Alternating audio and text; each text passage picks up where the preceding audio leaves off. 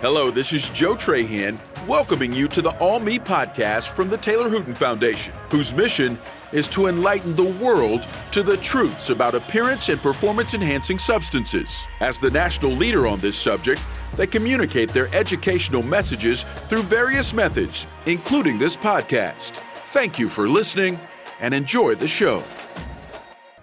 All right, we're back with another great episode of the All Me podcast. This is Don Hooten Jr., and today I'll be your host. Our goal on this podcast is to try and focus on everything that revolves around our mission, which is to enlighten the world to the truths about appearance and performance-enhancing substances. You've heard from athletes, doctors, athletic trainers, sports dietitians, and more on this show. Today, I'm going to be speaking with Felicia, who is a mom that lost her oldest son, Clay, to suicide as a result of his abuse of anabolic steroids. Most adults believe that the use of anabolic steroids is just going on in professional sports. However, that couldn't be further from the truth. Clay began using anabolic steroids when he was in 8th grade. Felicia is not just a mom, she's also a wife and a law enforcement officer. She has a lot of great messages and advice that she is going to share in this episode that parents and adult influencers will want to hear. On behalf of the Taylor Hooten Foundation, thank you for all of your continued support. We hope that you'll hit subscribe to this podcast so that you won't miss a future episode. Please consider making a donation to the Taylor Hooten Foundation to help us continue impacting lives around the world. Let's bring on Felicia and hear her story. Felicia, welcome to the All Me podcast. We're so glad to have you today. Hi, thank you so much. I'm so excited to be here to talk about this. Yes, and I'm really excited to talk to you. It's been a long time, and we've known each other for many years, and really it's a relationship that was formed out of tragedy, but it's one that has helped impact so many lives, and our lives and the path that our lives have taken cross because, like me, you and your family have a personal story to tell, and one I think people really need to hear. But let's start by getting to know you because they'll quickly realize what part of the country from once they hear your accent.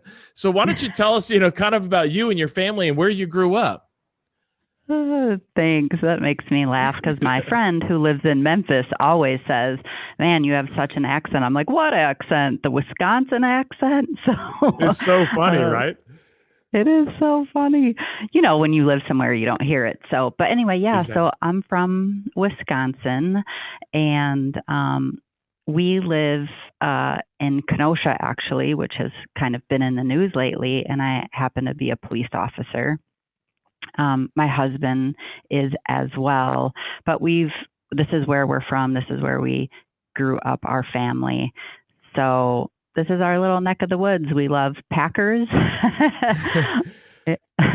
And yeah, we met a few years ago, and we can get into that however you want to start that conversation. Yeah, excellent. So, you guys obviously have a family there in Wisconsin.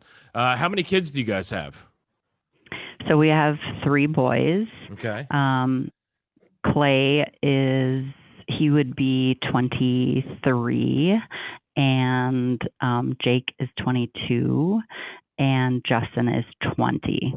Okay, so all about the same age. I guess that definitely kept you and your husband busy as they were growing up. Oh yeah, we had. I think that we were that typical blended family of sports and church on Sundays and trying to eat meals together when you're not running back and forth to baseball and football and all the things. Yeah, that's what I was going to ask you, if they were into sports, because I know, a lot of friends of mine, they've got, their kids are starting to get a little bit older. They're starting to participate in sports and travel ball. And while we used to be able to hang out a lot on the weekends, now it just seems like they're kind of driving everywhere to get their kids to the different games and the sports that they're playing. But were your kids the same way? Yeah, same thing. All of them were very active. And they each liked different things. They excelled in different things. Our youngest was big into like Taekwondo, and our middle one is a big runner, and he actually ran in college. And then Clay was, big. I would say his main things were football and boxing. Okay. And so did any of your kids follow in your footsteps and want to get into the field of law enforcement? So this is interesting. Clay always wanted to be a Marine, and that was like his main focus. And then our youngest actually just joined our department. So he just got sworn in last week. Yeah. It wasn't cool when he told me. I was like, wait, you want to do what? No, let's figure something else out. I just see how hard it is on families and, just the stuff that officers see is what other people don't see. So yeah, I've got a bunch of friends that are in law enforcement, and like they'll always remind you, we really, most of us, will live in a bubble, and some of the things that they have to handle on a day-to-day basis and see on a fairly regular basis can be quite traumatizing. But we're so very thankful for your service and your family's service to the community, because we know how important that work is. Thank you very much. Yeah, so I do want to talk more about Clay, because like Taylor, it was his story that brought our lives together. And we've known each other for a few years now. And I know it's never an easy discussion, especially when you have to talk about a loved one, but I think it's an important story for people to hear and learn more about Clay, because really it could happen, Felicia, as you know, to other families, even that are listening to this podcast. So let's talk more about your oldest, Clay. I mean, what was he like growing up? What type of personality did he have? What were his interests? Kind of tell us more about him. Yeah. So I say jokingly that since the beginning, Clay was the life of the party. Okay. It's kind of been said that like if you heard a group of people like laughing, you would walk around the corner and see that Clay was kind of in the middle of it. Right. Okay. Yeah. And that was always that way from the very beginning. Even his teachers in elementary school would say, like, my classroom goes the way Clay goes for the day, So, he was just really a natural born leader, or an old soul. He was the kid that everybody kind of gravitated to. He's what people would consider the cool kid. Funny. I mean, he could do accents or impressions of people in 5th grade that, would just make you laugh. I remember one time we were on a family vacation and we were in Myrtle Beach or whatever, and the boys are out in the water and doing whatever. And I think he was like 11 or 12 at the time. And the boys come walking up on the beach and they're kind of looking at me, shaking their head, and, pointing to Clay and laughing. I'm like, what happened? Like, who were those people what was the random family that you were talking to out in the water, And the boys go on to explain, like, well, Clay put on his Australian accent for them and told them that he was a foreign exchange student here. And I was like, and that they should come to like Sydney and visit him. So I'm like, what? Like he could just capture anyone that was by him. So that's kind of his personality. He was just a very strong-willed, funny kid. I love that. I bet he would have made a great salesperson too. Anybody like that that could just capture the room would just do so well in sales. Because like Clay, my brother was the same way. He was what we would call the family clown, easy to talk to.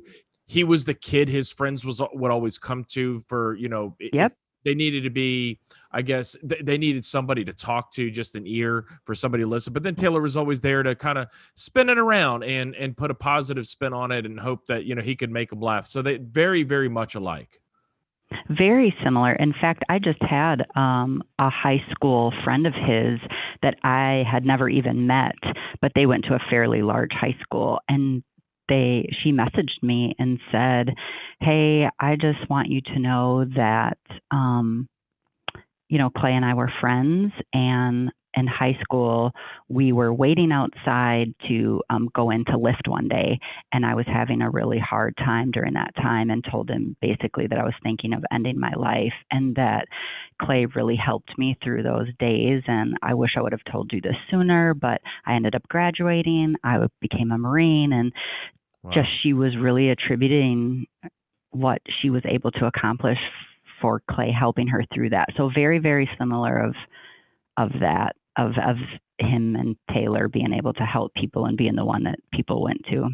Yeah, you've got to be so proud, because I mean, and we try to tell kids that all the time. And you've been a part of our programs before. And I want to talk about that, but we always try to let kids know that you never know what somebody else is going through, no matter what age we are in life. And if you could just be that lending ear, that person to say, hey, give a little bit of positive encouragement.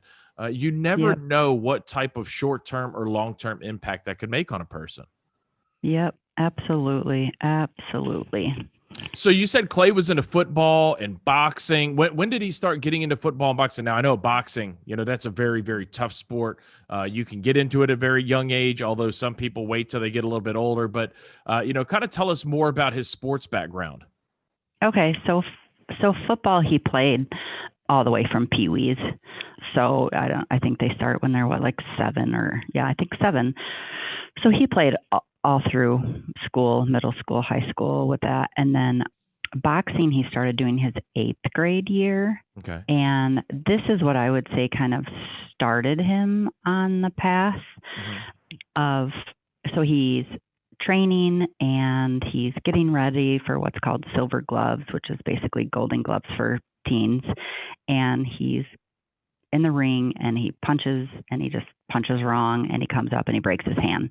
So he needs surgery on his hand. And this is at the end of his 8th grade year. That happens in like May. Okay. So here, our football starts in August. So he knows he has to have surgery. So he can't be in the gym lifting. And your freshman year, when you've played football your whole life, your freshman year, you so look forward to that and are ready to get into that, high school Friday night lights, right? Oh, yeah. And you definitely know that in Texas. So, and so he thinks the best way for him to stay big and strong and fast is to start doing steroids. Okay. So he starts doing steroids then that summer, and then it's a battle for him. Yeah. So really, I get, just to make sure that I'm 100% clear and the listeners 100% clear. So Clay began using anabolic steroids somewhere between 8th grade, which would be middle school, and 9th grade, starting his freshman year of high school. Absolutely. Yes. And I'm really glad you shared that, simply because, as you know, Felicia, when we're out talking with people, many people believe this is just going on in professional sports, or it's happening in college, or, it's typically adults that are using it. And it's good for parents to know that, just because they're in middle school or even in high school, that this behavior is going on. And it's something that we need to continue to educate about. And it's so important. So he's begins using anabolic steroids. Do you know where Clay was getting from? I mean, especially coming from a law enforcement person, where was he accessing these drugs? Yeah, I am fairly certain where they were coming from. And by that, I mean, he told his friends who then told us. So I do feel very comfortable that I know, but I'm just not comfortable sharing that with the world yet. Understood. Yeah. So, but yes, I do feel like I know where they were coming from. So that person has to, deal with that, I guess. Yeah, completely understand. But can I just say that I do absolutely 100% agree with you that people still, I think just because they're not educated, realize how young kids are that are doing it. And they do think like that it's only in college or that it's only in professional sports. And I'm just saying, like, if my family is a law enforcement family, not only are we helicopter parents, but we're law enforcement parents. Yeah. Like, we see all the crap that other families and kids go through, and we think that's not going to happen with mine. And if it can happen to mine, it can happen to anyone's. So the education piece is just so important. You're absolutely right. And, it just goes back because, like Taylor, people always ask me, like, well, where was Taylor buying his steroids from? And Taylor was actually purchasing them at a local YMCA when we lived over in Plano, Texas. And people like, he was purchasing at a YMCA. I'm like, these drugs are widely available in gyms. And now with access to the internet, and the majority of us have some sort of smart device that is constantly in our hands connecting to the internet, the drug dealer has left the streets and has now entered our homes, because these drugs are being able to, you can purchase these drugs online. our favorite social media platforms, Google, you name it. And in fact, Felicia, and I'll send you a link to this, but for our listeners, we did 2 episodes on internet security, as well as a research program that we did with Digital Citizens Alliance, where they actually purchased the drugs over the internet and had them shipped to their office. Oh, yeah. Send me that. Because as you know, I do try to do my own little piece of education, nothing on the level of what you guys have, but yes, please send me that. Certainly. I certainly will do. Now, so Clay's getting ready to go into his high school year. He starts using anabolic steroids. As a parent, I mean, did you notice any physical or mental changes with Clay? I think when you're in it, I knew the mental changes were happening, but it's so easy as a parent. And so many people said this to me because I was, of course, talking with my friends and, other family members of Clay's about it. It was so easy to dismiss it as he's a teenager. He's just being a boy. Welcome to high school, all these things. So I definitely saw that, but it was like over the top changes. So, looking back now, and then the physical was there too, but I'm thinking he's hitting the gym every day. Yeah. He's consuming all these calories, he's eating all this other protein, he's doing all these things like, okay, well, he's just adding on muscle. And again, when you're in it and not educated, that's what you think it is, instead of realizing he put on 25 pounds in a summer. That's not normal, You sound just like my parents talking when they talk about Taylor and they're asked that same question, because Taylor put on weight that quickly and they thought, well, he's going to the gym, he's eating great, of course he's going to get a lot bigger. Even though they did see some of the mental changes, the roid rage, those sorts of things, but they just thought, well, that's a typical teenager. Yep. I remember him being able to and it was like overnight. And now again, looking back, oh, okay, he was in a cycle. But him being able to look right through me, like he wasn't even there. And no amount of begging, pleading as a mom of what is going on with you? It didn't matter. I couldn't penetrate that. So, and you had 2 other boys, 2 other younger boys. Right. So you take somebody like Clay, who's using this stuff, probably, going into right being in his teen years, but, how did the other 2 boys' behavior different? Obviously they weren't using anabolic steroids, but how did they differ from Clay, if that makes sense? I think I feel like this is the same with anyone that you live in a house with anyone that's using any type of drugs, right? The family all changes to kind of walk on eggshells around the one that's using. Because just like the teachers would say about his just personality of how funny he was and all of that, it was the same for us and our family of is Clay okay today? And, this is such a difficult topic for any one of a family member to talk about, because the last thing you want people to think is bad about your loved one, right? Yeah. But I think I just want people to hear that wasn't Taylor or that wasn't Clay, how they were acting. That was the drug in them. You're absolutely right. So I just think that's so important. That wasn't them.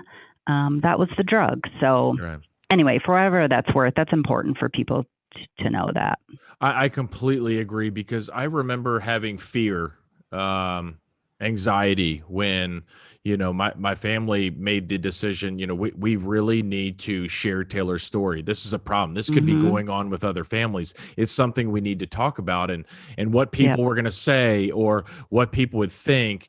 And you're absolutely right. And having other friends and folks, in my life that I've come across that have used anabolic steroids, it's really not them. It is the drugs, and it does change their personality, because I'll never forget asking Taylor and Felicia. I think I've shared this with you, but it was probably about a week before Taylor passed away. We were on our last family vacation together, and we were talking about it because I had a lot of friends on my team that were actively using anabolic steroids, and he had put on muscle and gotten stronger, and he looked really good. And he said, Don, I don't advise you use them. And I said, well, why is that? I mean, you look great. He said, they make me aggressively depressed. And I really didn't know what that meant at the time. And obviously hindsight's always 2020, right? But going back now, it's like your comment's absolutely right. That just resonates. Yep. Yep. And, a similar experience happened with Clay. He told one of his friends the same thing, and it was about a week before, if not maybe even a couple of days, that he just said, man, this one is the worst. I have never felt this low. Man. And that it's so many people that I've talked to that have used these substances will tell you this is a battle they will typically go through with, the whole mental change when using anabolic steroids, because we're changing the hormone balance in our body. Yep. So so Clay's going into his freshman year of high school. As comfortable as you are, I mean, we understand. Yeah. Clay's no longer with us, but what happened to Clay? If you can kind of walk us through that, the signs that you saw leading up to everything. Yeah. So I definitely, so if this was the end of 8th grade year, he ended up actually dying when he was 16. Okay. So that was a couple years of hell, to be quite honest. Yeah. And, I saw his friend group change, and his good friends kind of left one by one, and then these new friends came in, and of course, as a parent, they were the new kind of friends that your spidey sense goes up with. And I always say this, you become the 5 people you hang around with the most. So now he's with people that are also using anabolic steroids, that are drinking, that are getting high, that are skipping school, that are making reckless decisions in their just activities. And I saw all this happening. And, I think what every parent would do. You beg and plead with them. You call their school counselor. You call their coaches that they've ever had. You reach out to their friends. You reach out to anyone. I call them life rings. Like I felt like I was standing on the shoreline and he was in the middle of the ocean drowning. And I was trying to throw him all these life rings and praying and everything, right? And nothing was working. And so he was a Saturday at our house and woke up, and he actually went to the gym that day, and he seemed like he was having a pretty good day that day. Our family decided that we were going to leave for a little bit and go to a mall that was near us. We were gone for probably an hour and a half, and Clay didn't want to go. He said he was going to stay home and take a shower and do some laundry. And so we were gone for about an hour and a half, and we came home, and my house was quiet. And whenever Clay was somewhere, there was quiet, and Clay didn't go in the same sentence. And I thought, oh, he left again, because this is times where he would just leave the house and be gone for a few days, and we wouldn't know where he was. And I went upstairs to check his room, and I found him that he had taken his life. I'm so sorry. And it was because of his story. Thousands of people have heard his story. More people will hear his story. And I think especially parents and adult influencers that are listening, their antennas will go up, and that, just because, they think this isn't going on in their school, their kids certainly aren't immune to not just anabolic steroids or any other drugs that are going on in their schools. Since losing Clay, what got you on your mission to learn more about the dangers of anabolic steroids? And the other question I also had, kind of that would tie into that, is in law enforcement. Is this a topic you guys are trained on, something to look for when you meet people? Can you sort of give us some more information on that? I think what kind of set me on the path of wanting to learn more about it was just his friends saying like these last things that he said to them, of just using and how low it made him feel.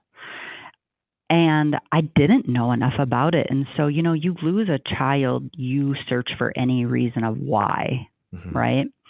And so as I was looking for answers, my husband actually came across a article, or I think it might have even been like a Good Morning America. I can't remember. You would probably remember, but something where you guys were interviewed and talking about Taylor.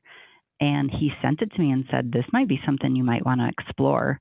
And as soon as I looked up your website, and I just could not consume enough of it, I was like, I read Taylor's story and I was like, this is Clay. This is exactly Clay. And I reached out right away. And since then, of course, we've become friends and, have developed this partnership. But I would say that that is what put me on the path to learning, because when I read Taylor's story, it was just so similar to Clay's. It's almost eerily very similar. And I know you've been so proactive, especially when it comes to, educating young people and adult influencers on this topic. Mm-hmm. But from a law enforcement person's perspective, is this something you guys would be trained on? Is there like a class when you go through, all of your any sort of training or continuing education that talks about this type of drug? Mm-hmm. Unfortunately, it's not part of our training. Now, I do it locally because of obviously, my story, but I don't know statewide or nationally that this is something that is trained on per se for law enforcement. Mm-hmm. It's interesting. We were doing a lot of work for a while with the Texas Association of School Resource Officers. And I'll never forget when they first had us come in, they were like, hey, we'd love to have your program. And we're like, great. It's typically about an hour long. And they're like, we'd really like something for 3 hours. And we're like, well, we certainly have that content. And I remember doing the first program. In fact, my father did the first program and I was there. And the reaction from, the ladies and gentlemen in the room, they were tuned in the whole time. And I got to meet a couple of them, become friends with them. And basically what they said is, you get the same training over and over, whether any profession that we're in. And they said, this was just so different. This was very relatable. And I remember following that program. One of the school resource officers at the high school we were at says, I want to show you something.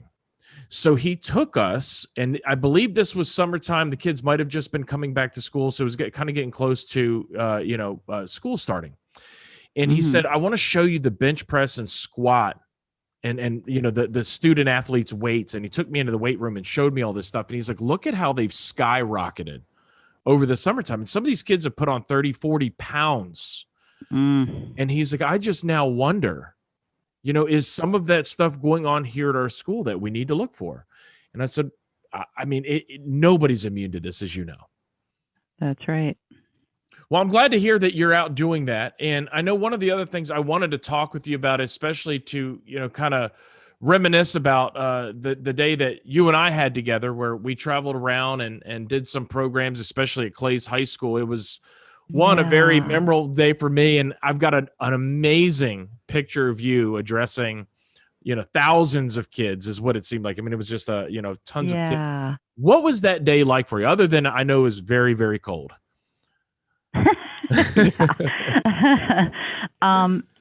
You know what? That's one of those moments that are always going to be so special to me, because I think about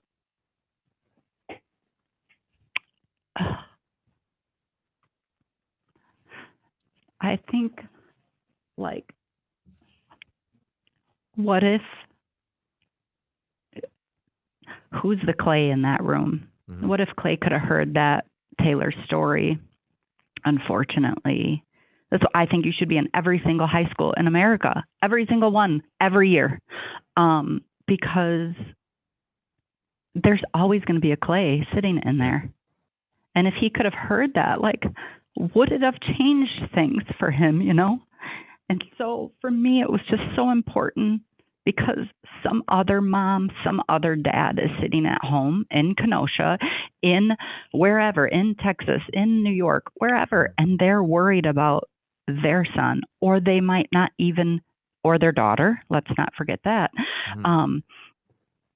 and they don't even know where to start. They might not even be educated themselves, but that this is the missing piece for them. So that day will always be so, so special to me, and the reason why I will always support what you guys do. Because you know what? I feel like all that education is out there. Like every parent starts talking to their kid about internet safety at like age 4, right? Right. And it continues forever. And they talk about alcohol, and they talk about pregnancy, and they talk about driving without your seatbelt on and all these things. Like this is just as important. This is out there robbing these kids. You're right.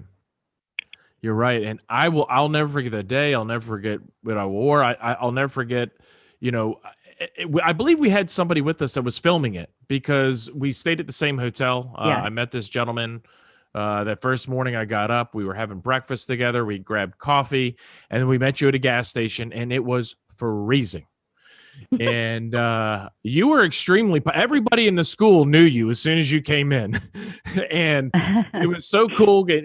I remember delivering the first program. It was a darker auditorium that they had set the lighting up specifically for all the filming. And, then we went over, we did a second program, and then we spent, I believe, that afternoon filming you, with the whole green screen and everything. And I just remember the look on everybody's face when we were able to share your story at our annual gala, and it's up on our YouTube channel, and I'll be sure to place that link in the show notes so that other people can hear your story and see that, the information that you shared with us that day.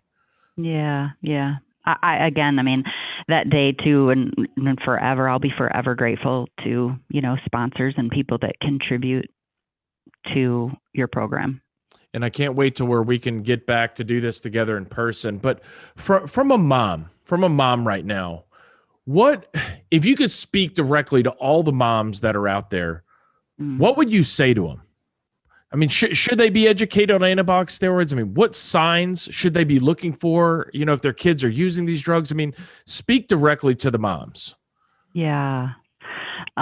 So I would definitely say to start with your website. That's the most up-to-date, current, real news information website. Definitely do that. And you know what? I would have the conversation with your child, son or daughter.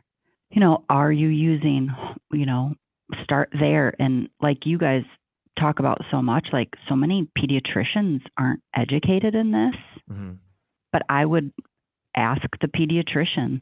And I don't know if that's, something that, I don't know, you guys direct people on like, how do you know if they know certain things? But so my main things that I think I would want moms to know is don't ever give up.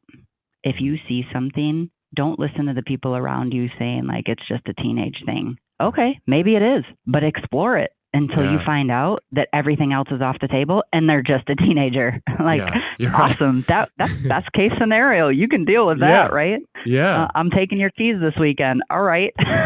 Right. But like get everything off the table. And if it is those, watch for those anger outbursts, watch for them just like that 1,000-yard stare, that indestructible, like I would say like, it would be like he could go through a wall. Like he would just go through a wall with like no feelings, ready to fight anyone at any point. Like that I'm just describing what I saw, the acne was unbelievable. And especially like back acne. And again, as a teenager going through, your hormonal phase, do you have acne? Yep. And how do you know the difference? That deep, dark purple acne, bring them in, talk about it, discuss it. You're absolutely right. And those are all the telltale signs of anabolic steroids that, and Felicia, my parents went through the same thing. They said, oh, acne, he's got to be a teenager. And Taylor's acne was his skin had turned yellowish orange. The acne had developed across his back and down the back of his arms. Very, very different from what you would typically get when you get acne. And, my parents took him to, a dermatologist and, we'll prescribe you some creams and some medicine to take care of that. But nobody along the way asked, Well, what about all these mood swings? I mean, it's typical teenager stuff, especially, a lot of the signs and symptoms of anabolic steroid use, in the males specifically, will mirror that of a young man that is going through puberty. But what I'll also do is post a link to a couple of areas on our website that'll have some signs and symptoms for folks to look for. Yes. But the other Yes. question I would have, like when it comes to the conversations and conversation starters, you're like the ultimate mom. You're law enforcement. I mean, you're a total BA. You know what I'm saying, right? And so, I mean, what conversations? I mean, how would a parent out there? Because they're probably sitting there asking themselves, "Well, how do I start that conversation, Felicia? What should I say? Like, I believe, I feel that there's something going on. I can see that there's these mood swings. How do I start that conversation with my kid?" Yeah, that's a great question. I mean, I would always start it out with I love you, and let's have this conversation. And here's what this looks like. I love you, and I'm really concerned because this is what I've seen in you. Are you taking any type of steroids? Are you taking anything that you shouldn't be taking? Are you taking anything that you think would upset me? Are you sneaking? Where are you getting it from? All of those things, if they admit it. And this might shock a lot of people, and I live in this world, so it's different for me because this is what I do at my police job too, is the mental health side of things. So again, I live in this world, but I would absolutely ask, have you ever thought about taking your own life? Ask the question. I think parents think they think that there's if they suggest it, if they bring it up, that they're going to put it in their head. Trust me, that is a myth about suicide in general. And just bring up the question, ask them, and sit in silence. And that's where parents were not very good at that sometimes, because we want to fill in the blanks for them. So I literally would, and don't say hurt yourself, because hurt yourself means they might be cutting. Yes, you're right. Have you thought about taking your own life? And sit in silence and let them answer the question. Man, that's a hard question. It's great advice. It needs to be done. I mean, the hard things in life need to be done. Yes. I mean, if you're a parent, like you said, I'm talking to people that think that something's going on, right? Like, if you think that that's happening, you need to ask the question, what's the alternative? You don't ask it. And then what? You're right. And that's, it's always one thing. And as my wife and I start a family, just being able to, I always tell people, have an open door policy. My parents always had that when we were growing up. If there's something going on, you can come and talk to us about it. And me, almost 40 years old now, I still go to my parents for some, like, I need your advice. I always thought growing up, you were dumb. You didn't know what you were doing. And I look back, well, darn, I really wish I would have listened to you, because you knew exactly what you were doing. You were trying to guide me down the right path. But again, I've got to make my own decision. So that's great advice, as hard as it might be. I think the other thing too is to give them hope. Let's say they're not willing to admit anything yet or tell you any of those answers.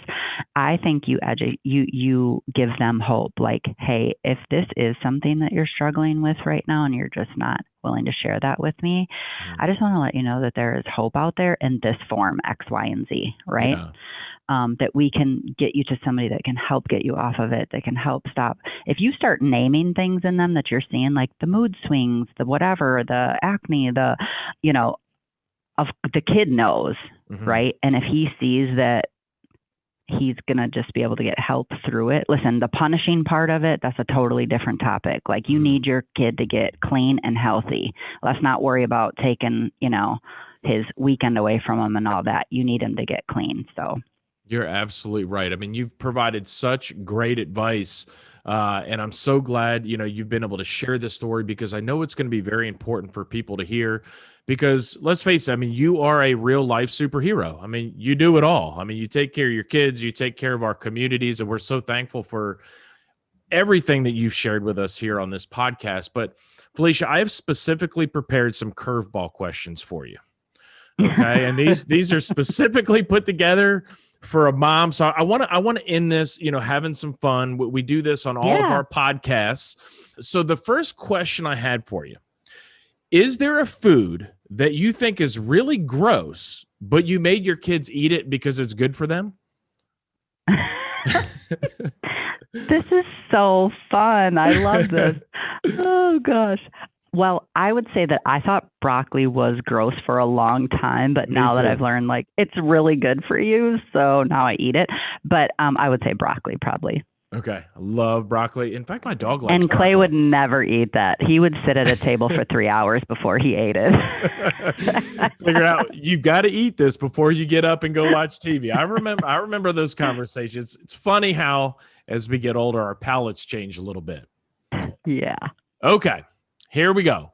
If you were stranded with your kids, what are 3 things that you'd hope you'd have on hand?